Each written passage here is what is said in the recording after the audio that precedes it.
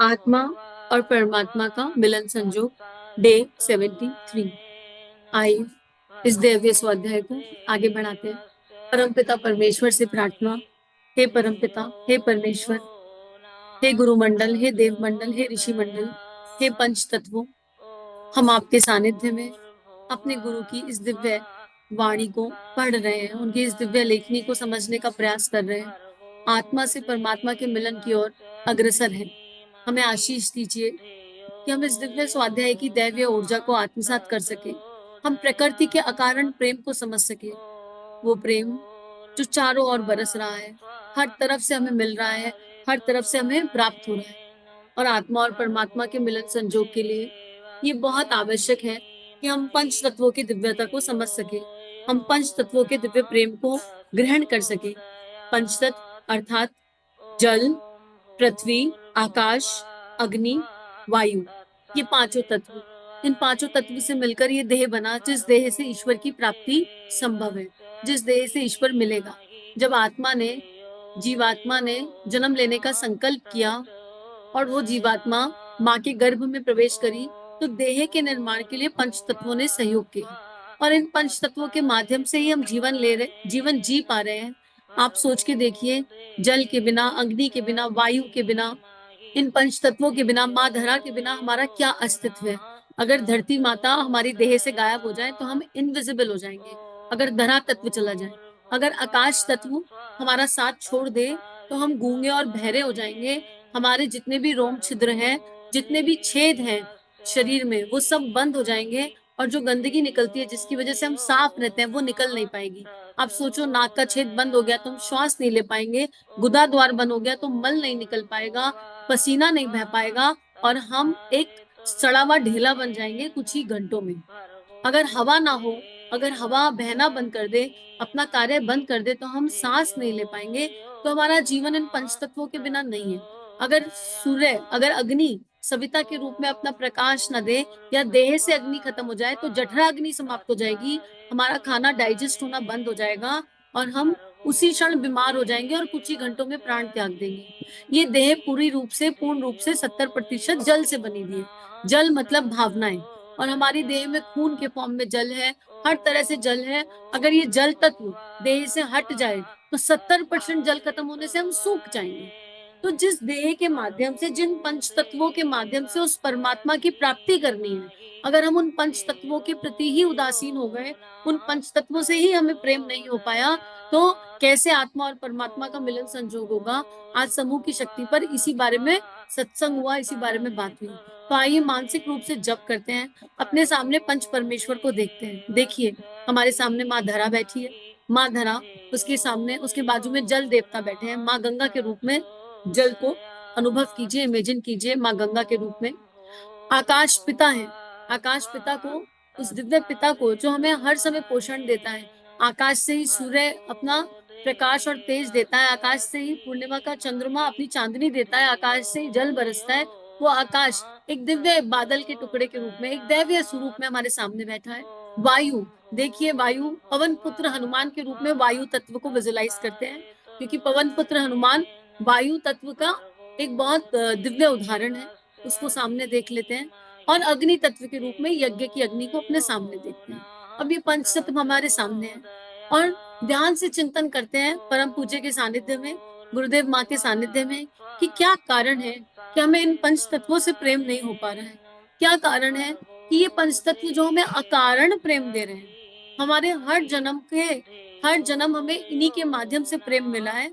अगर हमारा जो धरती पर पहला कदम रखा गया, माँ के गर्भ के बाद हम कहाँ आए, इस धरती पर आए, और ये धरती हमें क्या दे रही है। ध्यान से देखिए, ये धरती हमें क्या दे रही है, अन्न जल दे रही है, हमें सींच रही है, हमारा पालन पोषण कर रही है, अपनी छाती पर कुदाले खाती है और तब कहीं जाकर अन्न आता है, अन्न, और उसी अन्न से हमारा पोषण हो रहा है। प्रकृति, इस धरती पर ही सारे पेड़ पौधे हैं, चारों तरफ प्रकृति। अगर प्रकृति खत्म हो जाए, एक भी पेड़ ना बचे तो क्या प्राप्त होगा, क्या हासिल होगा। तो एक एक तत्व को जरा गहराई से देखिए। गंगा माँ पतित पावनी, जल तत्व का प्रतीक। क्या दे रहा है ये जल तत्व हमें। अगर ये नहीं होगा तो क्या होगा। एक एक मिनट भी क्या जल के बिना हम रह सकते हैं। विचार करके देखिए, वायु में भी जल मिला हुआ है। केमिस्ट्री ये कहती है, साइंस ये कहती है कि वायु में भी जल है, H2O। ऑक्सीजन भी तभी आ रही है जब उसमें पानी मिला हुआ है। और इस जल के बिना, इस जल को हम कितना वेस्ट कर रहे हैं, कितना यूटिलाइज कर रहे हैं, हम जल के साथ क्या कर रहे हैं? क्या इस जल तत्व का हम दोहन नहीं कर रहे हैं? क्या हम अपनी नदियों को गंदा तो नहीं कर रहे हैं? क्या हम अपने घर में अपने बच्चों को वो अवेयरनेस दे रहे हैं? क्या हमारे मन में वो जागृति है? ध्यान से देखिए, ध्यान से देखिए, एक एक तत्व को ध्यान से देखिए। अग्नि, अग्नि के रूप में यज्ञ अग्नि। जब एक जगह यज्ञ होता है तो संपूर्ण वातावरण परिष्कृत हो जाता है। अगर सूर्य निकलना बंद कर दे, अगर चंद्रमा प्रकाशित होना बंद कर दे, तो क्या होगा? बिना सविता देवता के, sun is the only visible god, एकमात्र भगवान जो दिखाई पड़ता है वो सूर्य है। अगर सूर्य ना हो तो 18 घंटे में समस्त समष्टि खत्म हो जाएगी। तो क्यों हम इन तत्वों से प्रेम नहीं कर पा रहे? वायु के रूप में हनुमान जी को हमने रखा यहाँ गुरुदेव की इच्छा से। देखिए, पवन पुत्र हनुमान केवल क्या किया? भगवान का काम और भगवान का नाम। और ये सारे तत्व क्या कर रहे हैं? अकारण प्रेम दे रहे हैं, ना कोई एक्सप्लेनेशन मांगते, ना हमसे कुछ चाहते, और हम इनकी तरफ देख ही नहीं रहे। हम संसार में उलझे हुए हैं, संसार के मिथ्या प्रेम में उलझे हुए हैं, और संसार के ट्रांजिशनल प्रेम में उलझे हुए हैं, जहां लेने का देना और देने का लेना है। लेकिन ये तत्व जो हमको अकारण दे रहे हैं, हम इनकी तरफ अवेयर ही नहीं है। तो आइए आज संकल्प करते हैं कि हम एक अवेयर लाइफ जिएंगे, एक ऐसा जीवन जिएंगे जहां हम जागरूक हैं। हम कितना कर पा रहे हैं, कितना नहीं, वो बात की बात है, पर हम भावनाओं के स्तर पर जागरूक हो जाएं कि अब हम इन पंच तत्वों का ध्यान रखेंगे, इन पंच तत्वों को स्मरण करेंगे, और हर चीज में पंच तत्वों की दिव्यता को ढूंढेंगे, और पंच तत्वों से बात करेंगे, उनसे संवाद करेंगे। क्योंकि आत्मा और परमात्मा का मिलन संजोग तभी होगा जब हम इस देह को समझ जाए। आत्मा और परमात्मा के बीच में ये देह ही तो है, और हमें देह भाव से मुक्त होना है।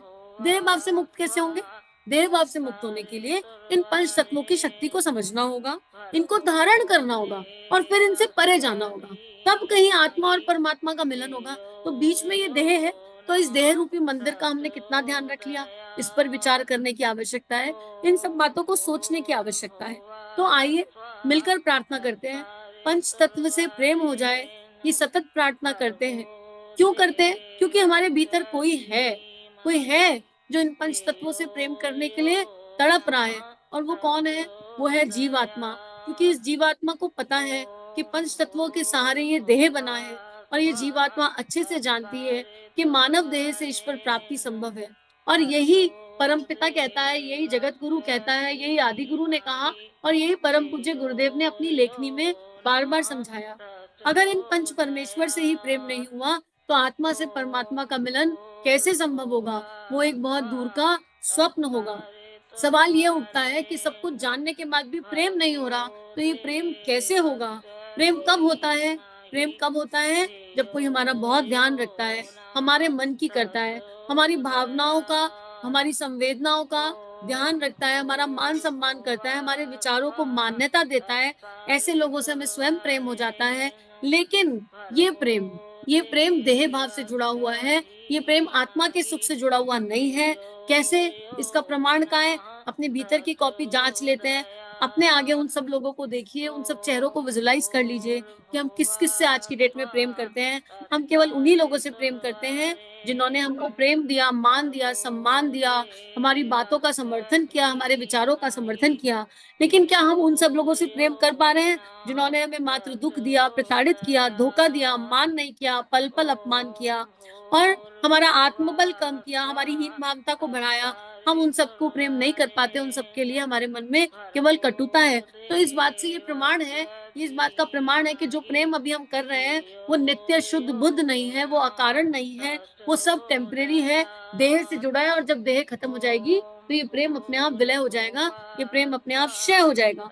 अब आगे गुरुदेव इसमें समझाने का प्रयास कर रहे हैं हमको कि जब ये प्रेम तो देह भाव का है, देह के साथ खत्म हो जाएगा, लेकिन इन पंच तत्वों का क्या, जिन्होंने हमें अकारण प्रेम दिया, हमने इनकी तरफ शायद देखा ही नहीं। तो आइए एक प्रेम नजर से पंच तत्वों की तरफ देखते हैं, जिनके बिना हमारा गुजारा ही नहीं, ये जन्म ही संभव नहीं था।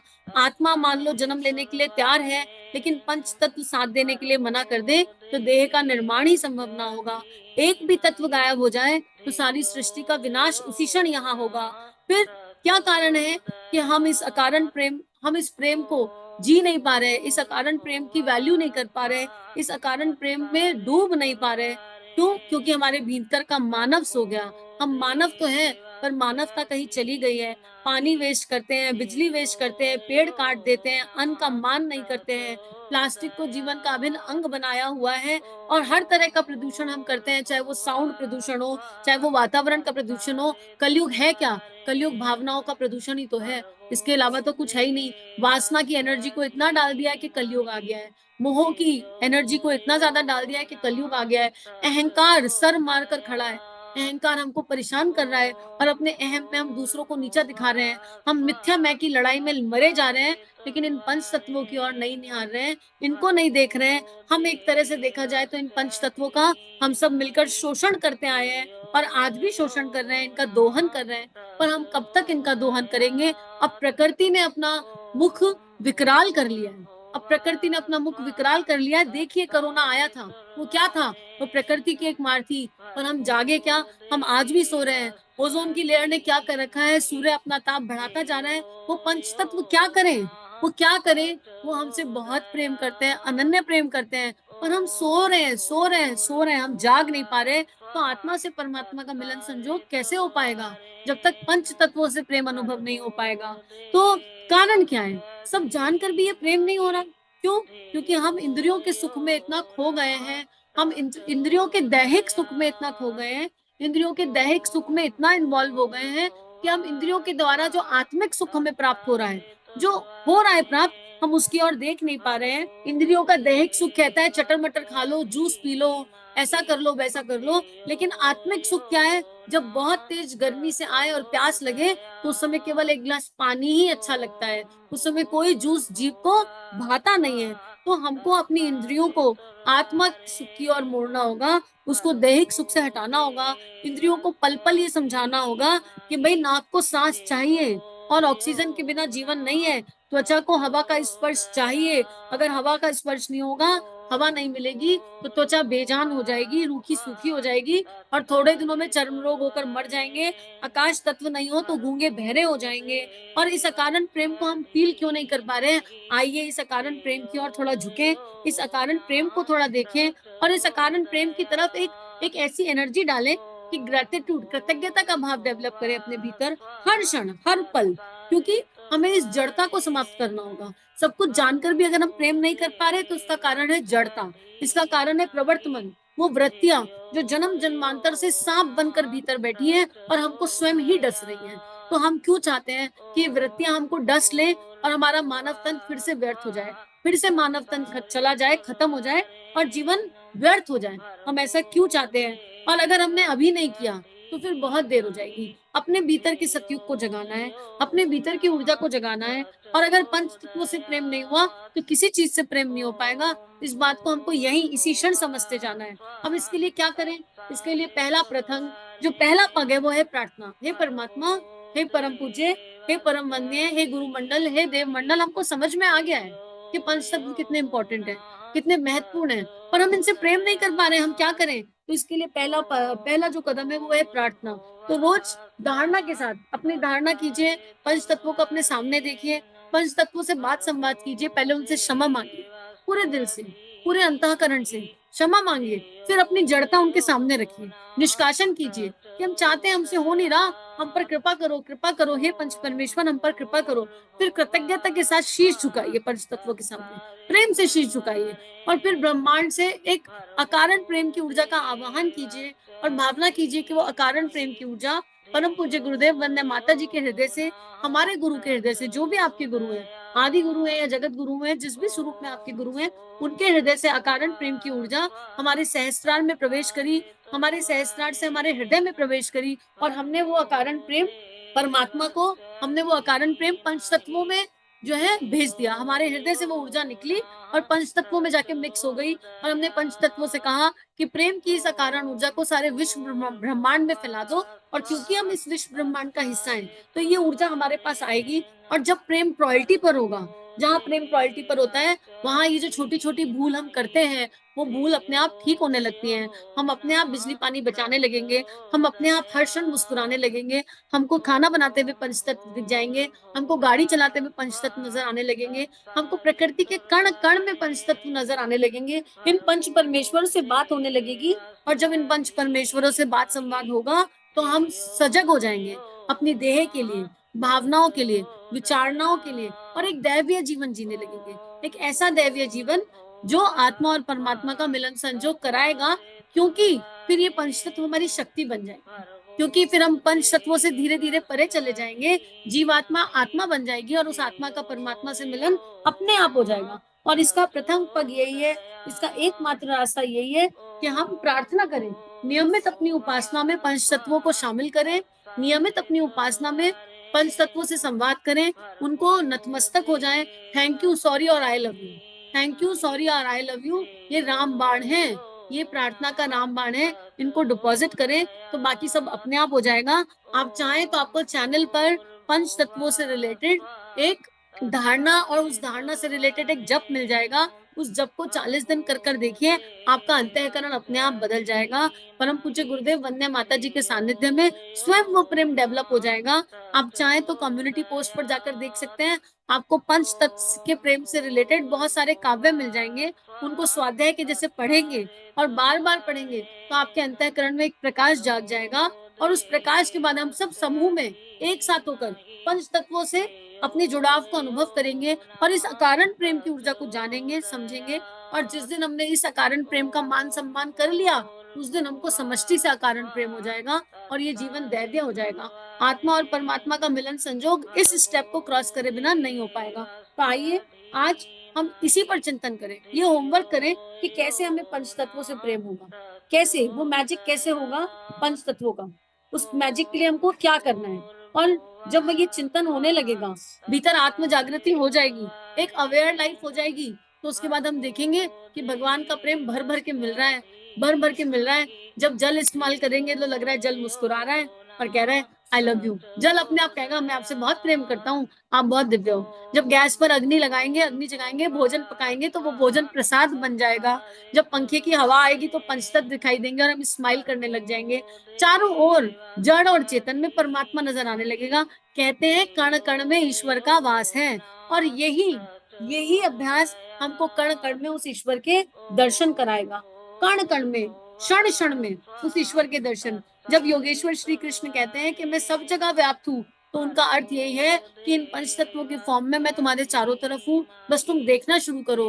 तो आपको हर जड़ को देखकर भी मुस्कुराहट आएगी, हर चेतन को देखकर भी मुस्कुराहट आएगी और ये मुस्कुराहट इतनी दिव्य होगी, इसमें इतना अकारण प्रेम होगा कि हमारी सफाइयाँ अपने आप होने लग जाएँगी। भावनाओं की, विचारणाओं की, हर तरह की सफाई स्वयं होने लग जाएगी। कुछ करना नहीं पड़ेगा उसके लिए, लेकिन इसके लिए क्या करना है? करके देखना है। तो आइए संकल्पित हो जाएँ आज से कि हम अपने 24 घंटे में से 24 मिनट पंच तत्वों के प्रति प्रेम के भाव के साथ अवश्य बिताएँगे। हम प्रकृति के साथ समय बिताएँगे, वो भी बैठकर जप नहीं कर पा रहे हैं, तो प्रकृति में चले जाइए, खुली हवा में चले जाइए और वहाँ प्रकृति को देखिए। किसी से कोई बातें मत कीजिए, कोई गाने मत सुनिए, कुछ मत कीजिए। कोई मीठी-सी भजन की धुन लगा लीजिए, कोई मंत्र की धुन लगा लीजिए, कान में हल्की-सी चाहते हैं तो और फिर देखिए प्रकृति को, उगते हुए सूर्य को देखो, घास को देखो, खिले हुए फूलों को देखो, चारों तरफ देखो। बहुत दिव्यता से देखो, बहती हुई हवा को के स्पर्श को अनुभव करो और फिर बात करो, संवाद करो। फिर अपनी इस देह के भीतर देखो, फिर बाकी लोगों की देह में देखो। आपको हर जगह वो पंच परमेश्वर नज़र आएँगे और एक दैवीय जीवन की ओर हम सब मिलकर ऐसे करके कदम बढ़ा पाएँगे। तो आइए इस स्वाध्याय को यहीं पर भगवान के श्री चरणों में अर्पित समर्पित करते हैं और पंच परमेश्वर से प्रार्थना करते हैं, हे पंच परमेश्वर, हमारे गुरु ने हमारी आँखें खोल दी, हमारे गुरु ने हमको ये दिव्यता बता दी, समझा दी, अब हम इसको जी सकें। हम पर कृपा करो, कृपा करो, कृपा करो, हम सभी पर कृपा करो कि हम इसको अपने व्यवहार में ला सकें, आचरण में ला सकें, एक सजग और जागरूक जीवन की ओर कदम बढ़ा सकें। इदं श्री सद्गुरुवे नमः, इदं श्री सद्गुरुवे नमः, इदं श्री सद्गुरुवे नमः।